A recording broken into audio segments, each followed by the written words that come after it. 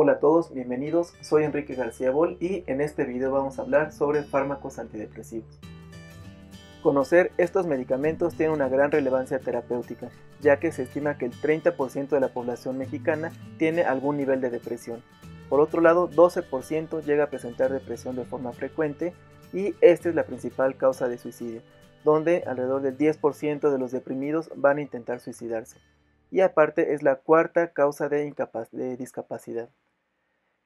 Además, bueno, aquí podemos ver que el DSM-5 nos da sus criterios diagnósticos para depresión, donde nos piden al menos uno de estos dos síntomas: ánimo depresivo o pérdida de interés o placer por 2 semanas o más.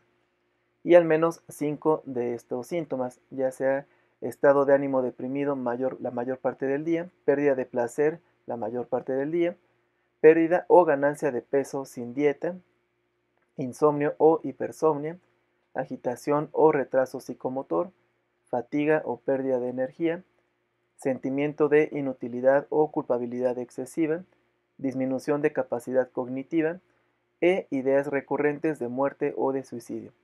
Damos entonces uno de estos dos y al menos 5 de estos síntomas por 2 semanas o más tiempo. Y además debemos de considerar que esto no debe estar asociado a otra condición médica, que no sea asociado al uso de alguna sustancia y que no se puede explicar por alguna otra enfermedad mental y que no presente tampoco episodios maníacos ni hipomaníacos. Existen varios factores que pueden provocar depresión, entre ellos factores genéticos, biológicos, psicosociales, y realmente la fisiopatología de la enfermedad no se conoce del todo, y seguramente habrán visto ustedes unas imágenes como esta donde nos dicen que si estamos felices hay mucha serotonina y que si por ejemplo nosotros estamos con ansiedad, los niveles de serotonina son bajos, o si tenemos depresión, los niveles de serotonina son bajos.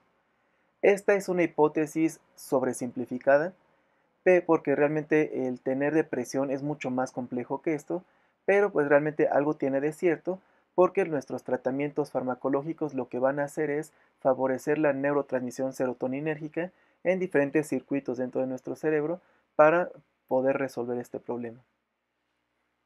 En este video sí me voy a enfocar más en el tratamiento farmacológico, pero no olvidemos que siempre el apoyo de familia, amigos va a ser un factor muy importante en estos pacientes, y también tenemos tratamientos no farmacológicos que también pueden ayudar.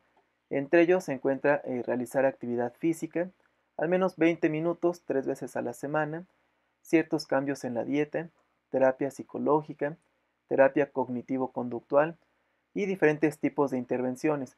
Podría ser, aquí lo tengo, terapia electroconvulsiva, estimulación transcraneal con corriente directa o estimulación magnética transcraneal. Son algunos de los tipos de intervenciones que tenemos para estos pacientes para un abordaje no farmacológico. Y esto, bueno, ya realmente no es algo que se esté inventando, simplemente es algo que ya se ha probado. Incluso esta revisión me gustó, fue de hace casi 5 años, donde nos hablan sobre una revisión sistemática y nos dan los niveles de evidencia que hay para los tratamientos no farmacológicos de la depresión. Y en esta diapositiva ya nada más quiero hacer hincapié en este apartado sobre la terapia electroconvulsiva. Realmente se ha satanizado un poco, hay mucho estigma social. Este es un procedimiento que está perfectamente demostrado. Se ha visto que es efectivo para el 50% de los pacientes con depresión. Realmente no sabemos cómo funciona, pero es una alternativa terapéutica como último recurso para pacientes que son refractarios a los tratamientos convencionales. Y pues bueno, no es como que realmente sean choques o una descarga eléctrica a los pacientes. No, se hace realmente esto en los pacientes bajo anestesia y es con un equipo que pues sí pasa una terapia electroconvulsiva, pero se regulan todas las condiciones para no producir disconfort en el paciente.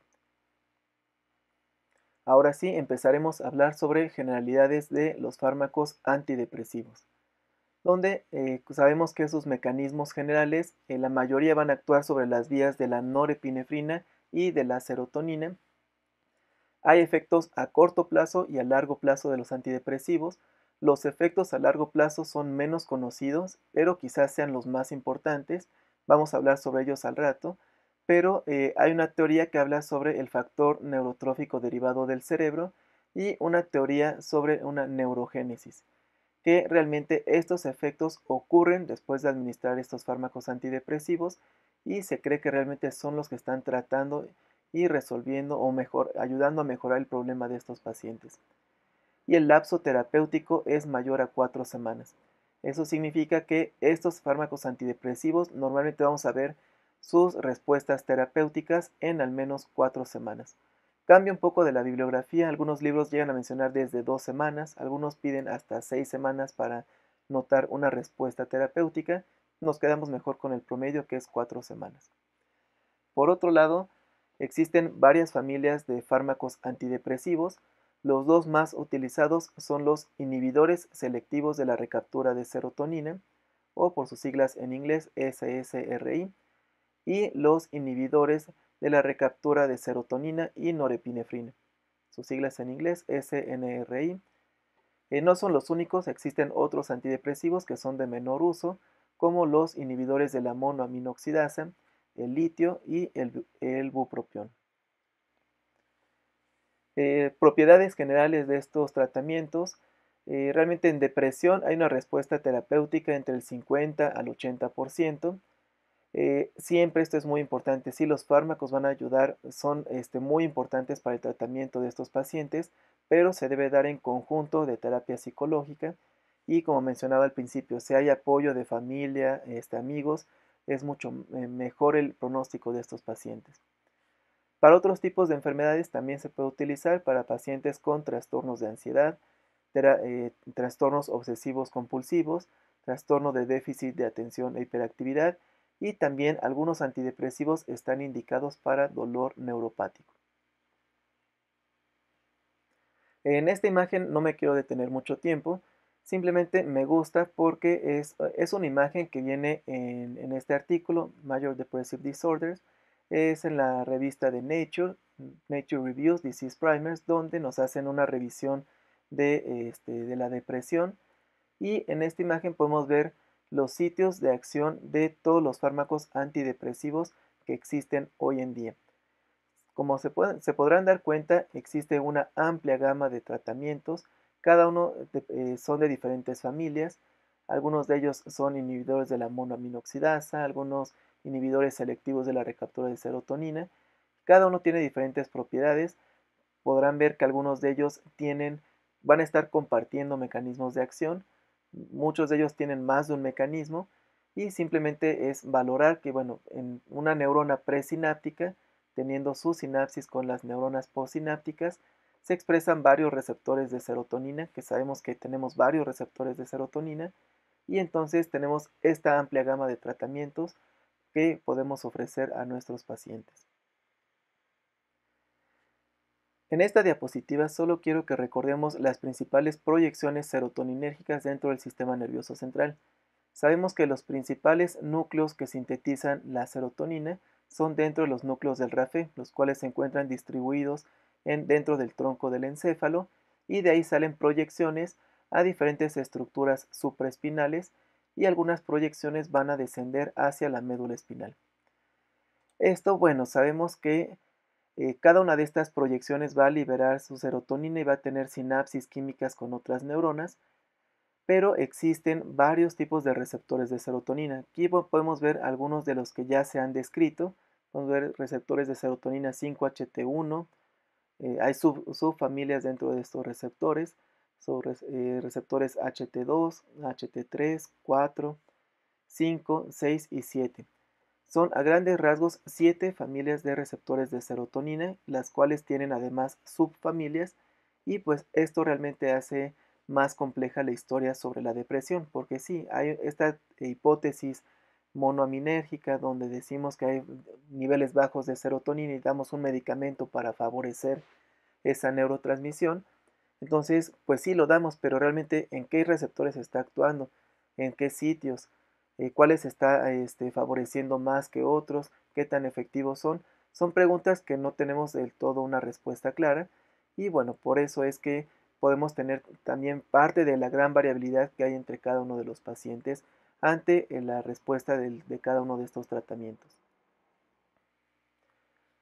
Ahora, en esta imagen vemos un modelo de una sinapsis serotoninérgica, donde observamos algunos de los receptores de serotonina.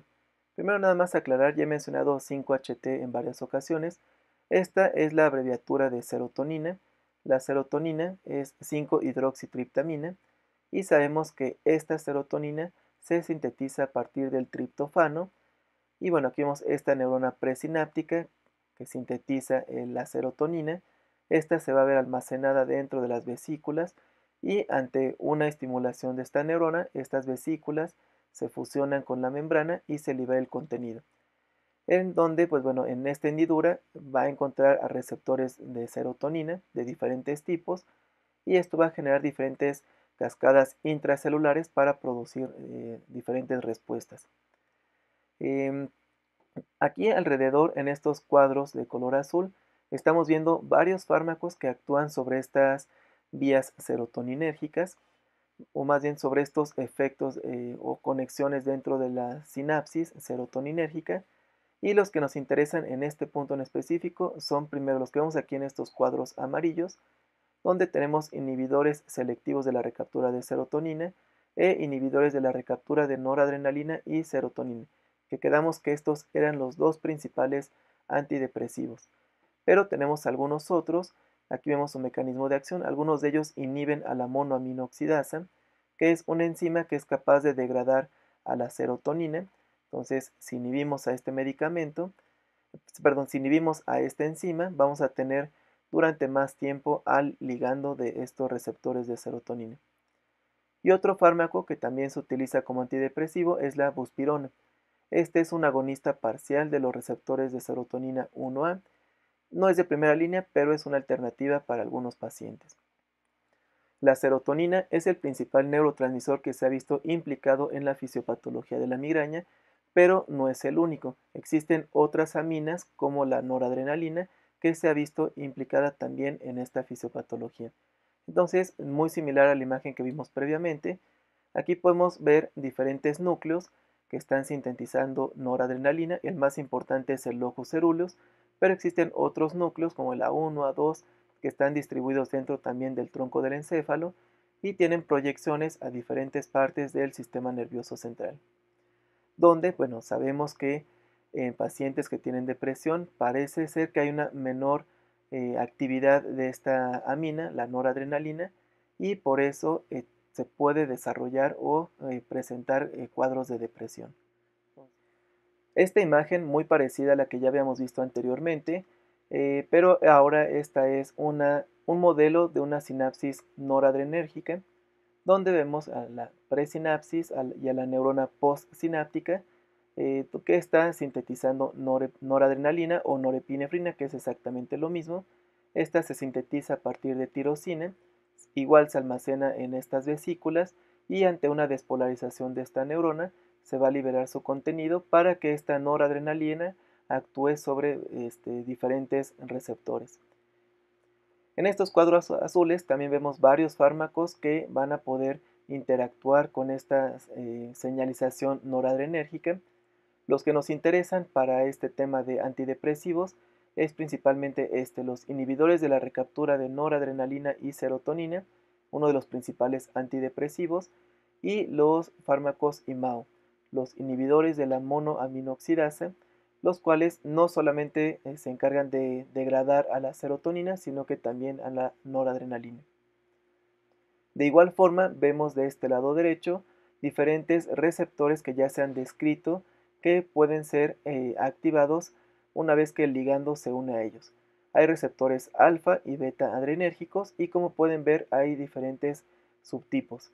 Entonces esto de igual forma pues lo hace un poco más complicado porque nuestros fármacos, principalmente los inhibidores de la recaptura de noradrenalina, lo que van a hacer es aumentar este ligando, pero entonces va a poder interactuar con todos estos receptores. ¿Dónde se encuentran distribuidos específicamente? ¿Cuáles se activan más que otros? También es una respuesta que no tenemos, una pregunta que no tenemos muy clara la respuesta, y eso pues bueno nos dificulta un poco más el tratamiento. Al principio de este video también había mencionado que los antidepresivos tienen efectos a corto plazo o agudos y efectos a largo plazo. La mayoría de los efectos agudos de estos fármacos lo que hacen es incrementar la concentración de serotonina y noradrenalina. Esto lo hacen fármacos como los inhibidores selectivos de la recaptura de serotonina, inhibidores de la recaptura de serotonina y noradrenalina y los inhibidores de la monoaminoxidasa. Aumentan a este neurotransmisor, puede interactuar con sus receptores por más tiempo y bueno, este es el efecto agudo. Sabemos que hay otros antidepresivos que tienen otros mecanismos diferentes. Existen algunos antagonistas de receptores de serotonina. Van solamente sobre unos sitios, algunos receptores específicos de este receptor. Algunos otros mecanismos como el bupropión o el litio. Pero bueno, nos enfocamos a que la mayoría, los más utilizados, incrementan las concentraciones de estos dos neurotransmisores. Ahora, los efectos crónicos de estos antidepresivos consiste en que, si incrementa la concentración de estos neurotransmisores, serotonina y noradrenalina, interactúan con sus receptores y estos van a activar señales intracelulares, van a enviar segundos mensajeros, los cuales van a llegar hasta el núcleo y dentro del núcleo van a favorecer la transcripción de genes, los cuales favorecen la producción, la síntesis de BDNF o factor neurotrófico derivado del cerebro. Este va a tener acciones tróficas, lo cual va a incrementar la función y la sobrevivencia de distintas células.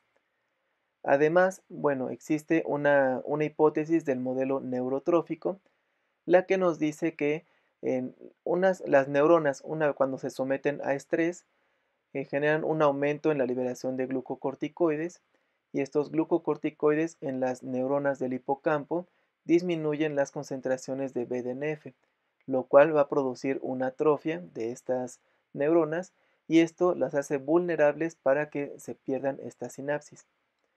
Entonces, lo que se ha visto con esta hipótesis, con este modelo neurotrófico, es que los antidepresivos, al incrementar las concentraciones en la hendidura sináptica de noradrenalina y serotonina, aumentan la producción de BDNF, como vemos aquí del lado izquierdo, y esto favorece la sobrevivencia y el crecimiento de estas redes dendríticas para formar nuevas sinapsis.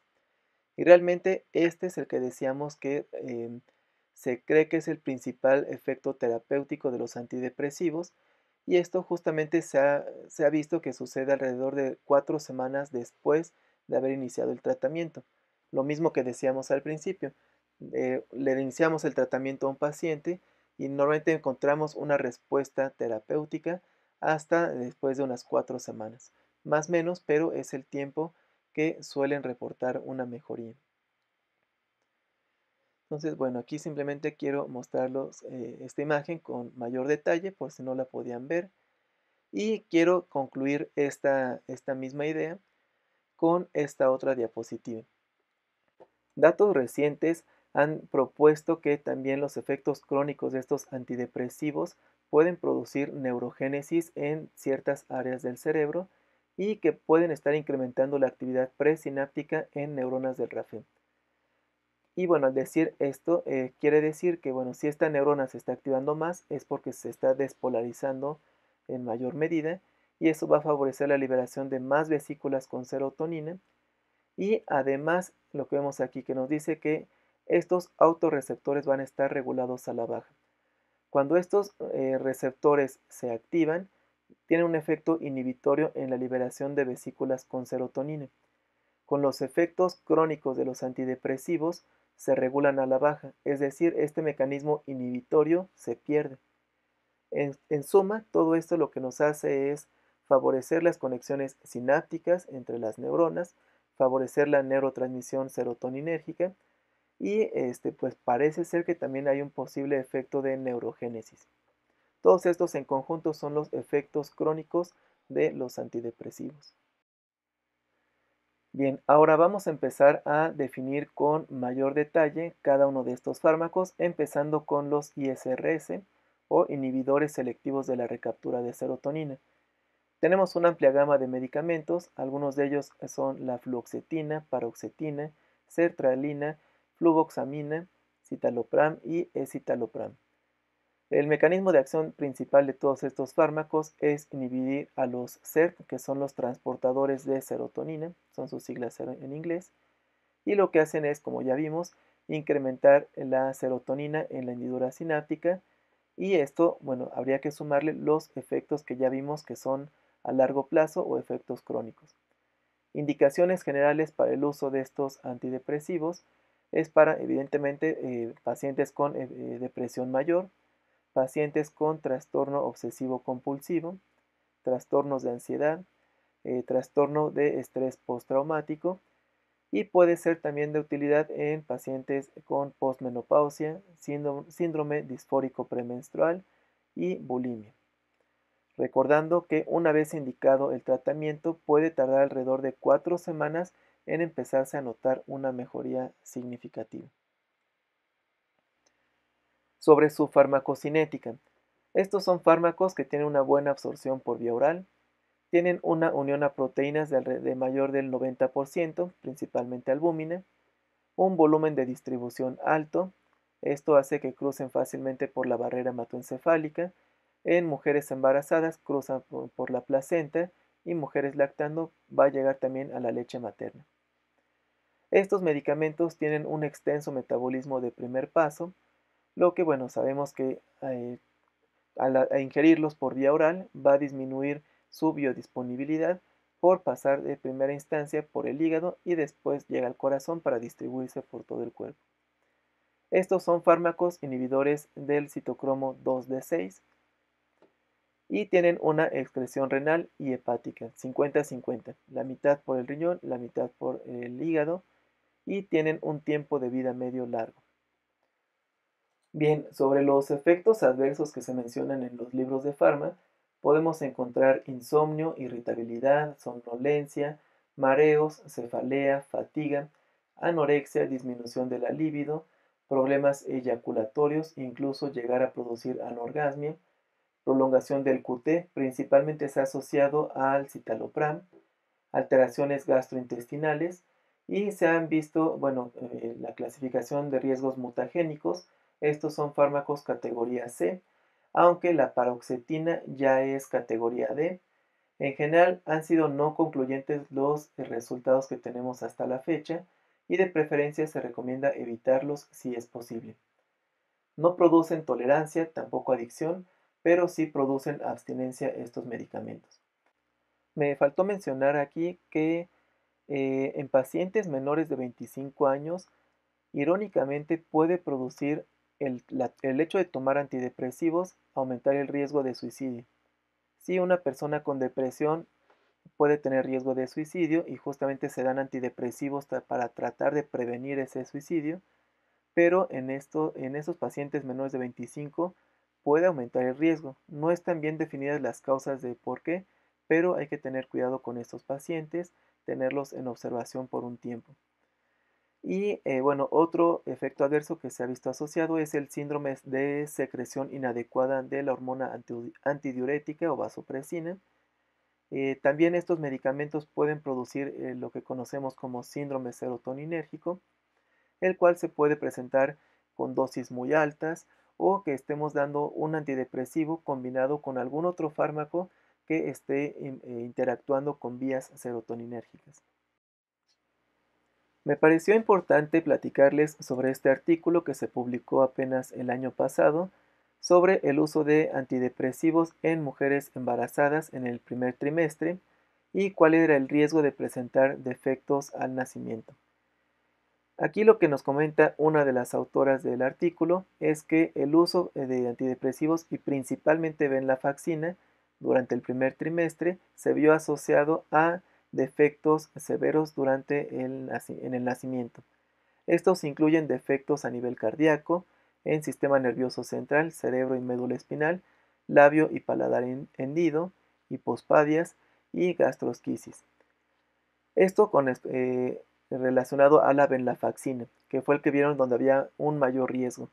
Pero algunos otros antidepresivos como la sertralina, fluoxetina, paroxetina y citalopram también se asociaron con un número pequeño de algunos defectos al nacimiento, y el que demostró que tiene menor número de defectos al nacimiento fue el escitalopram. Ellos, incluso los autores que escribieron este artículo, mencionan que se tienen que hacer más estudios, que realmente no es un dato concluyente, que son simplemente, pues es una población relativamente grande la que utilizaron, pero de entrada hay que tener más cuidado con el uso de venlafaxina en mujeres embarazadas, al menos durante las etapas tempranas del embarazo, eso es en el primer trimestre. Ahora, sobre las interacciones medicamentosas de estos inhibidores selectivos de la recaptura de serotonina, vamos a ver primero las interacciones dinámicas y después las farmacocinéticas. Entonces, primero, cuidado con todos los fármacos que sean serotoninérgicos. Al combinar dos fármacos que favorezcan la respuesta serotoninérgica, corremos el riesgo de que el paciente presente un síndrome serotoninérgico. Entonces, realmente es muy peligroso con otros antidepresivos como los IMAO, fármacos, drogas como el éxtasis, y hay que vigilar con algunos otros serotoninérgicos como por ejemplo los triptanos. Los triptanos son medicamentos antimigrañosos y este paciente con migraña que toma triptanos, si además inicia tratamiento para depresión, por ejemplo, con fluoxetina, entonces hay un riesgo también de producir un riesgo de síndrome serotoninérgico. El tramadol es un opioide débil, pero este también favorece la respuesta serotoninérgica, entonces también hay que tener una vigilancia con estos medicamentos. En cuanto a las interacciones farmacocinéticas, sabemos que estos fármacos son inhibidores de los citocromos P450, específicamente los 2D6. Entonces hay que tener mucho cuidado, vigilar con los sustratos, fármacos que sean sustratos del citocromo 2D6 y cuidado también con antiarrítmicos de clase 1. Vamos a verlos más adelante, pero algunos de ellos puede ser la propafenona o la flecainamida. Estos fármacos tienen una unión extensa a proteínas, entonces hay que vigilar también con otros fármacos que tengan el mismo perfil. Y un punto importante aquí, ahorita vamos a hablar un poco más sobre el síndrome serotoninérgico, pero su tratamiento es mediante la administración de ciproheptadina, el cual es un antagonista de serotonina, el cual va a bloquear los receptores 5-HT2. Evidentemente esto añadido a todo el manejo de signos y síntomas que esté presentando nuestro paciente. Bien, entonces este síndrome serotoninérgico se caracteriza por taquicardia, agitación, midriasis, diaforesis, va a haber incremento en los movimientos peristálticos, puede producirles diarrea, inestabilidad autonómica, suelen tener hipertensión, pueden presentar clonos, tremor e hiperreflexia, que habíamos ya mencionado en otra clase o video, que es un signo característico del síndrome serotoninérgico y nos ayuda para el diagnóstico diferencial del síndrome neuroléptico maligno. Así es el cuadro característico de estos pacientes. También falta aquí hipertermia.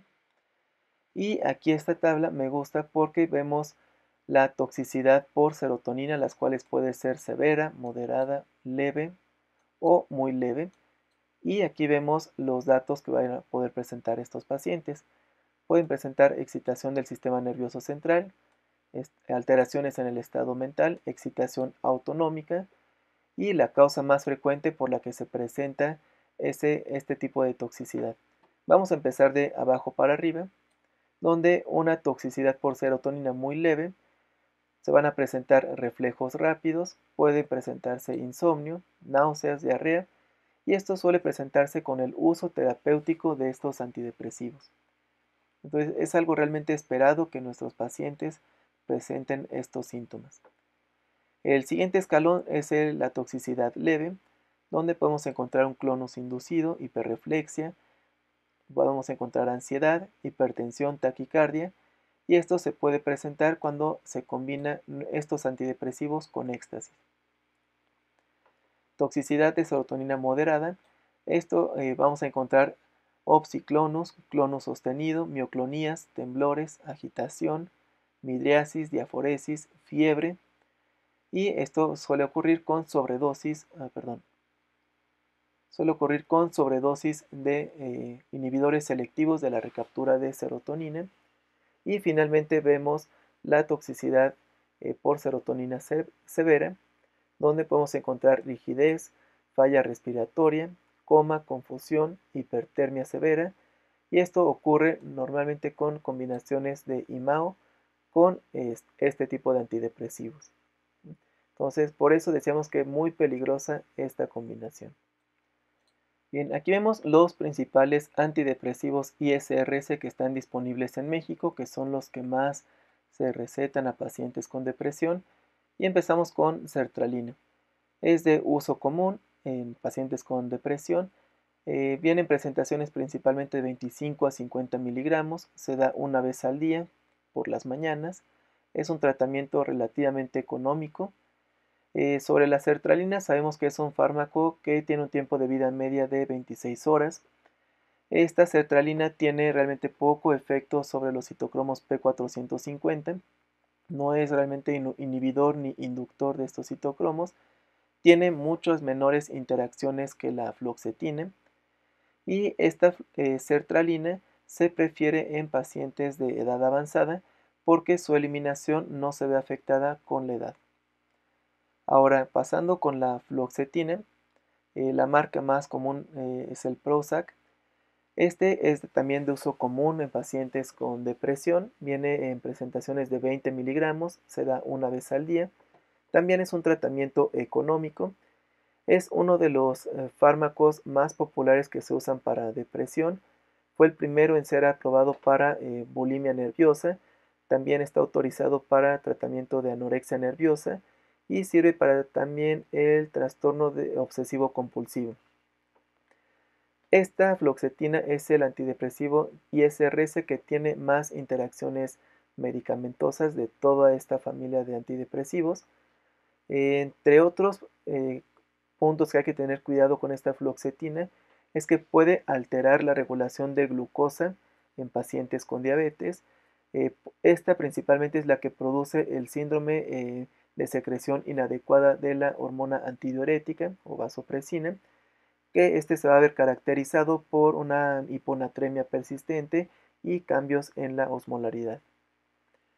Y el último, que es disponible y muy popular en México, que también es de uso común, viene 20 miligramos, es el citalopram, se da una vez al día, es un tratamiento económico y este pues tiene una estructura que es muy diferente, una estructura molecular muy diferente a todos los otros antidepresivos porque tiene una mezcla racémica con diferentes enantiómeros y bueno, este tiene un potencial alto de presentar alteraciones en el intervalo QT cuando lo vemos en el electrocardiograma, aumenta el riesgo de presentar torsades de Points, también esto lo valoramos en el electro, y recientemente se ha sugerido, bueno, se ha restringido más bien no usar más de 40 miligramos al día por paciente.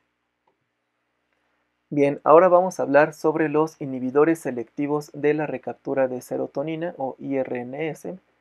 Aquí vamos a hablar únicamente de la duloxetina y venlafaxina. Su mecanismo de acción principal es, estos van a inhibir a los SERT, que son los transportadores de serotonina. Esto va a incrementar la serotonina en la hendidura sináptica, exactamente igual que los ISRS, pero además, como son duales, van a inhibir a los transportadores de noradrenalina, lo cual va a incrementar esa noradrenalina en la hendidura sináptica.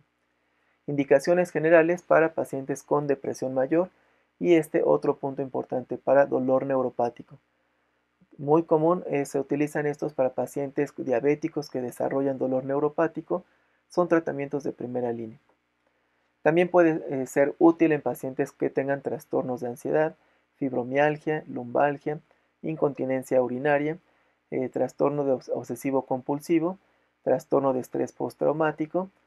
Y sobre su farmacocinética, bueno, va a ser variable dependiendo de cada fármaco. La venlafaxina no tiene ningún efecto sobre los citocromos y es sustrato del citocromo 2D6. Por otro lado, la duloxetina, va a tener un metabolismo extenso a nivel del hígado y este sí es un inhibidor de los citocromos 2D6. Sobre sus efectos adversos y los fármacos que están disponibles en México, podemos encontrar que estos van a tener efectos adversos muy similares a los ISRS, pero como estamos aumentando los niveles de noradrenalina, habría que agregar un incremento en la frecuencia cardíaca, favorecemos respuesta simpática, palpitaciones, aumento de presión arterial. Esta duloxetina puede ser hepatotóxica.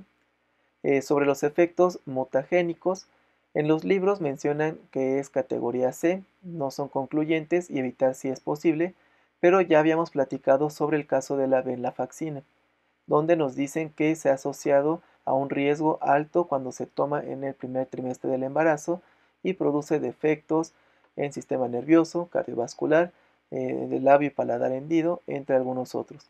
Entonces, venlafaxina, mejor evitarlo en mujeres que estén en etapas tempranas del embarazo. Estos medicamentos no producen tolerancia, tampoco adicción, pero sí pueden producir abstinencia. Primero, duloxetina, un fármaco que también está de venta aquí en México. Una marca común es Cymbalta. Vienen presentaciones de 60 miligramos o 30 miligramos, vienen ambas. Eso también un tratamiento relativamente económico. Y sobre la venlafaxina viene normalmente de 75 miligramos y también suele ser un tratamiento económico. Bien, como les comentaba al principio de este video, los dos grupos de fármacos antidepresivos que más se utilizan en estos pacientes son los ISRS y los inhibidores de la recaptura de noradrenalina y serotonina. Son los tratamientos de primera línea para pacientes con depresión, pero existen otros. Ahorita estos ya los vamos a mencionar de forma muy general y vamos a empezar con los antidepresivos atípicos. Primero hablaremos de la mirtazapina, un antidepresivo atípico. Su mecanismo de acción principal, antagonista de receptores de serotonina 2, 3, receptores adrenérgicos alfa 2 y receptores histaminérgicos H1. Indicaciones generales para pacientes con depresión mayor grave. Este se puede combinar con inhibidores selectivos de la recaptura de serotonina, pero tiene efectos sedantes. Como efectos colaterales y secundarios vamos a encontrar que puede incrementar el peso y producir granulocitopenia. Por otro lado, el bupropión, su mecanismo también es múltiple, es inhibidor de recaptura por los transportadores de noradrenalina y dopamina. Indicaciones generales para depresión mayor, suspensión de tabaquismo y sus efectos colaterales y secundarios va a ser principalmente que incrementan el riesgo de convulsiones.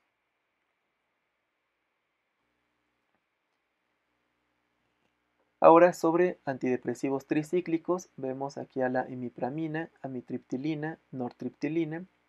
Su mecanismo de acción principal es el mismo que los inhibidores de la recaptura de serotonina y noradrenalina. Estos van a aumentar los niveles de serotonina, noradrenalina, pero también van a ser antagonistas de distintos receptores adrenérgicos, colinérgicos e histaminérgicos.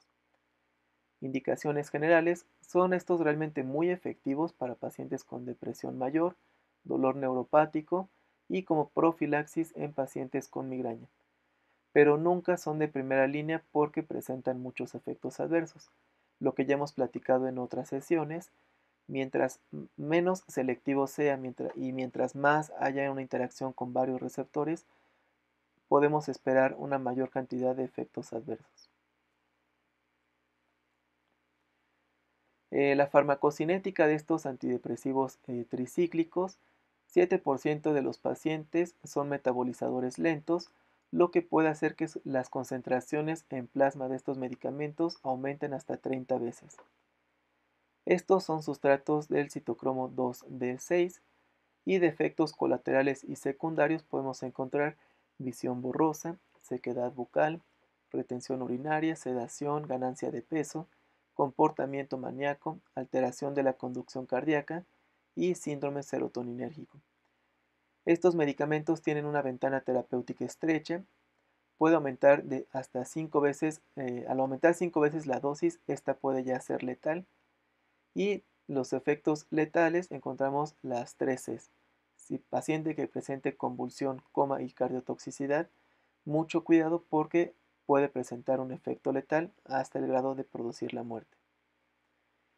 Entonces, si se dan cuenta, son muchos efectos adversos, mucho riesgo, pero son realmente muy efectivos como antidepresivos. Solo no es de primera línea por todas estas razones que vemos aquí.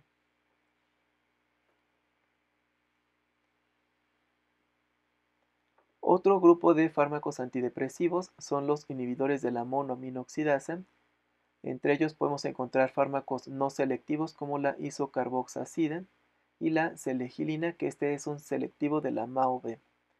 Existen varios tipos de enzimas MAO y estos van selectivos sobre el tipo B. Mecanismo de acción principal: inactivan de manera irreversible la MAO, y esta ya sabemos que se encarga de metabolizar las catecolaminas citosólicas, y estos van a inducir un aumento de serotonina, noradrenalina y dopamina.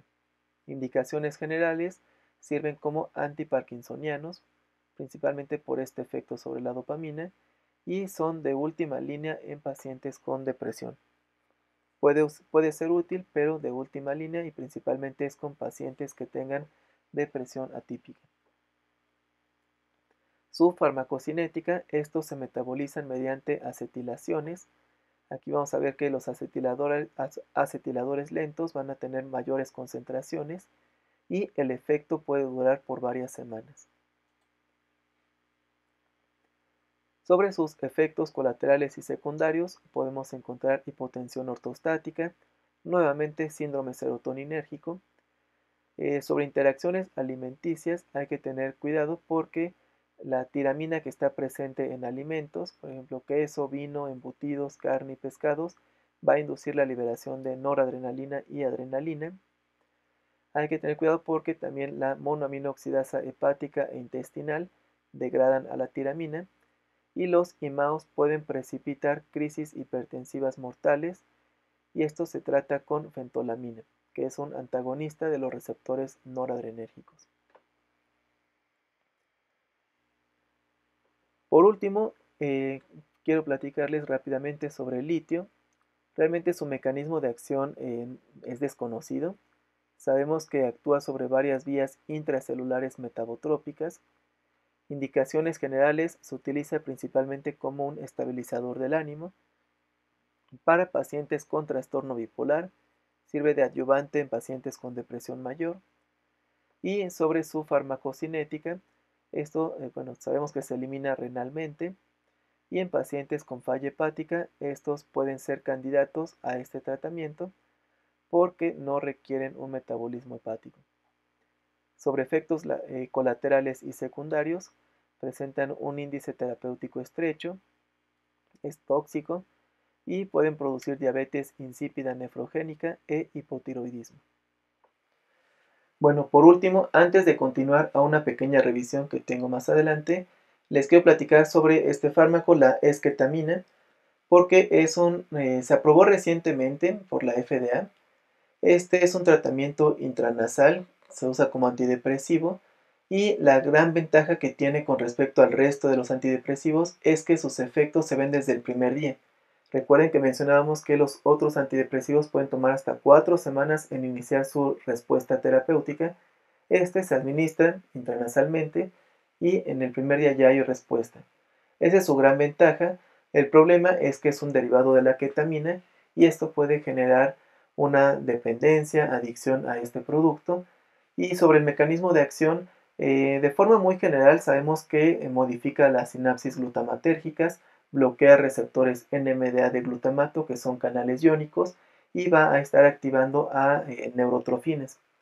De hecho, planeo hacer otro video hablando específicamente sobre la esketamina y por qué se ha estado hablando tanto al respecto. Si no es video, lo platicamos en nuestra próxima sesión para ver un poco más de qué se trata. Así que bueno, quiero que continuemos ahora con una pequeña revisión. Finalmente les quiero mostrar 4 casos para repasar el tema que acabamos de ver. Y el primero, bueno, consiste en una mujer de 63 años que acude a consulta por presentar insomnio. anedonia, falta de concentración, fatiga y refiere sentirse deprimida. Además, tiene antecedentes personales patológicos de diabetes mellitus tipo 2 descontrolada y refiere un dolor que arde y quema en sus pies. La pregunta es, ¿cuál de los siguientes medicamentos es más probable que mejore sus síntomas? Si quieren, pongan pausa en el video para que lean el caso, lo analicen, piensen en una respuesta, porque ya les voy a dar la respuesta correcta. Y esta es duloxetina. ¿Por qué? Porque, bueno, es evidente que la mujer tiene un caso de depresión, requiere un antidepresivo, pero tenemos 4 antidepresivos aquí. Pero nos menciona que tiene antecedentes de diabetes mellitus, está descontrolada y está refiriendo dolor que arde y quema. Esto es característico de dolor neuropático. Entonces, en este caso habíamos mencionado que los inhibidores de la recaptura de noradrenalina y serotonina son útiles para dolor neuropático y como antidepresivos. Entonces, es por eso que la duloxetina es la respuesta correcta en esta pregunta. Siguiente. Femenino de 37 años que acepta tratamiento con terapia electroconvulsiva. ¿Cuál de los siguientes medicamentos está recomendado para prevenir el efecto adverso más común de este procedimiento? Va la respuesta. Es ketorolaco. Porque primero vamos a descartarlo. Ondansetron. El ondansetron es un medicamento para tratamiento de la náusea y del vómito. Náusea y vómito sí es un efecto adverso de la terapia electroconvulsiva, pero no es el más común. Así que ondansetron no. La motrigina es un tratamiento antiepiléptico. La epilepsia no es un efecto adverso de la terapia electroconvulsiva, por lo tanto, esta no era la respuesta. Y el último, sertralina. La sertralina es un antidepresivo y la depresión no es un efecto adverso de la terapia electroconvulsiva, por lo que la respuesta correcta es ketorolaco. El principal efecto adverso de la terapia electroconvulsiva son las cefaleas. Y esas cefaleas se manejan con paracetamol o con ketorolaco. Penúltima pregunta. Masculino de 28 años, estudiante de medicina, acude a consulta por referir tristeza, pensamientos de suicidio y agitación. Se ve preocupado, rasca constantemente su cara, se muerde las uñas y refiere que su rendimiento académico se ha visto afectado. Ya no tiene deseos de hacer ejercicio, el cual era su pasatiempo favorito. Y la pregunta es, ¿cuál de los siguientes es el tratamiento apropiado y de primera línea en este paciente? Tenemos 4 opciones: sertralina, venlafaxina, mirtazapina y bupropión. Va la respuesta. Todos estos son fármacos antidepresivos. La sertralina es un ISRS y quedamos que los ISRS son medicamentos de primera línea para el tratamiento de un trastorno depresivo. Si la sertralina no funcionara, el siguiente medicamento a elegir sería la venlafaxina. Pero bueno, como este es un paciente que está llegando por primera vez con este diagnóstico de depresión, debemos iniciar sin ninguna duda con un ISRS como la sertralina. La mirtazapina y el bupropión son antidepresivos atípicos, son efectivos, pero quedamos que tienen muchos efectos adversos y nunca va a ser un tratamiento de primera línea para un paciente con depresión. Último caso. Mujer de 30 años de edad, la cual acude a su consulta para una reevaluación.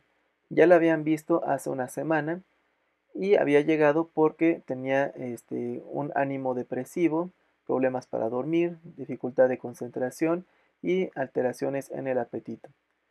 A ella se le inició un tratamiento con fluoxetina y ahora ella refiere una semana después que no ha notado ninguna mejoría con sus síntomas y pues bueno, aquí la pregunta es, ¿cuál de los siguientes es la conducta más apropiada a seguir en el manejo de este paciente?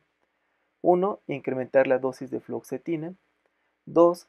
Tranquilizar al paciente y darle seguimiento dentro de 4 semanas. Detener la administración de fluoxetina e iniciar con otro antidepresivo. Detener la administración de fluoxetina e iniciar con duloxetina. Bien, va la respuesta. tranquilizar al paciente y darle seguimiento dentro de 4 semanas. Por este punto, hicieron el diagnóstico de depresión y ella le iniciaron tratamiento con fluoxetina, volvió una semana después porque dice que no hubo ninguna mejoría. Ya habíamos dicho que se requieren al menos 4 semanas para que estos tratamientos hagan su efecto y podamos encontrar una respuesta terapéutica o ver una mejoría en los síntomas. Bien, con esto hemos terminado esta breve revisión de fármacos antidepresivos. Si pueden, por favor déjenme en los comentarios cómo les fue con estas 4 preguntas de revisión. Y bueno, sería todo. Muchas gracias. Saludos a todos. Hasta luego.